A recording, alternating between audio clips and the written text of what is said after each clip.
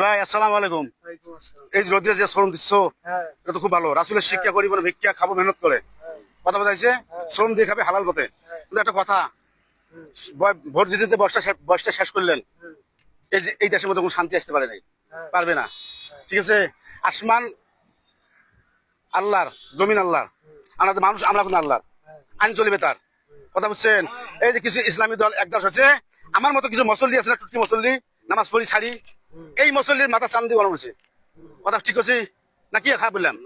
মানে ইসলামী দল এক হওয়া মানে আলহামদুলিল্লাহ, আল্লাহর জমিনে আল্লাহর আইন প্রতিষ্ঠিত হবে।